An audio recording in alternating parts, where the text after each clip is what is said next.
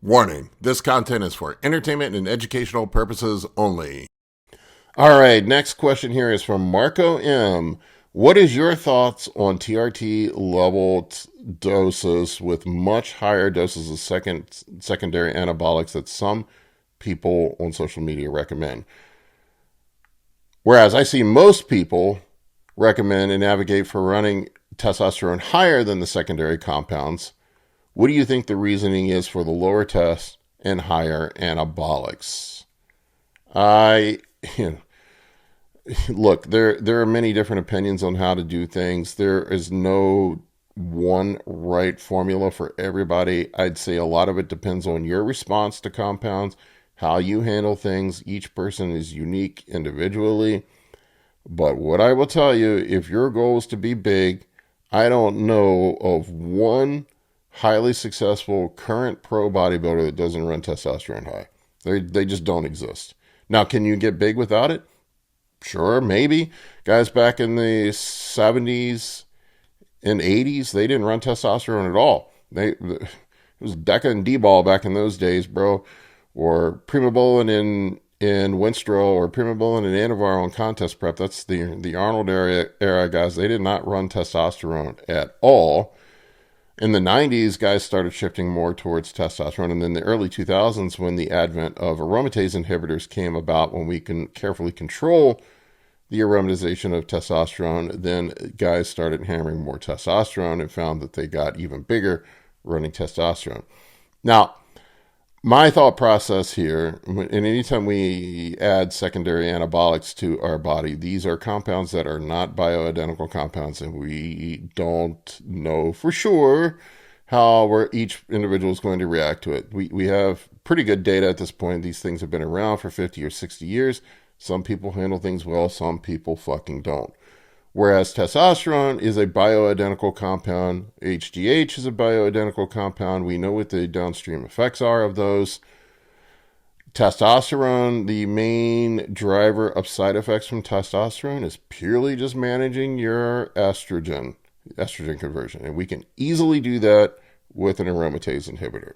Now, and that's why guys started running testosterone higher. You'll hear the early 2000s bodybuilders, up through 2010, 2015, all those bros said test is best. And I think a lot of people now, with the limited access to Masteron, are going back to the test is best philosophy, where they just run testosterone high, use an aromatase inhibitor. They have minimal side effects. They find that that's well tolerated, easily managed. The problem with keeping the testosterone low and running secondary compounds, a lot of times you end up in situations where, especially now, if you're running Equipoise, you can't run Equipoise higher than testosterone. I mean, I guess there are maybe some exceptions to the rule out there.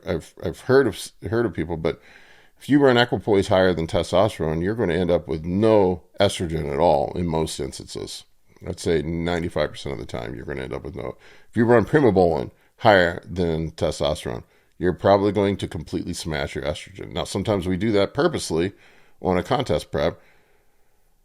Deca, maybe you can make an argument for running that higher, but Deca 19 Nors come with their own set of problems with how they affect dopamine and their synthetic progestins and how they affect mental health. I mean, you see the guys that run 19 Nors at high doses and run low testosterone, they're all fucking mental basket cases. They just are. I mean, they're fucking loopy in the head. And I think a lot of times, especially on social media, guys want to come up with some creative new way of doing things that's novel to them, that makes people think they have some secret that nobody else has figured out. I'm telling you, all the guys on the Olympia stage, for the most part, are running a gram or more a test and, 500, 600, 700 milligrams of whatever anabolic they tolerate the best, and then sprinkling other shit in here and there. That is the formula if you want to get big. The tried, true, time-tested formula that has just been proven to work over and over and over and over and over and over again. And then every once in a while, you'll get some guy comes along and says, I'm going to reinvent the wheel and come up with a novel idea that nobody else has come up with. That's good for clicks. That's good for getting you attention. People want to be on the inside of some secret that they think that somebody has that nobody else has figured out. And they go to them for coaching consultations because they think that guy has the secret that nobody else has figured out. And at the end of the day, it's probably just bullshit.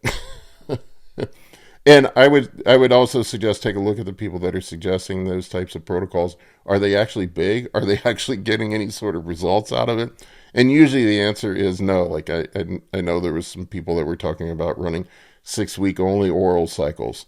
Nobody's getting big doing that. Nobody's looking like a pro bodybuilder doing that. You're going to get big for a little bit, and then it's all going to go away. The tried and true method for getting big, the one that works, is test at high doses, growth hormone, and then whatever anabolic you tolerate. If you want to go the other route, like I said, there are some exceptions to the rule. There are some people that just cannot run testosterone at higher doses and handle it. There are always outliers, but for the most part, that's how it's done.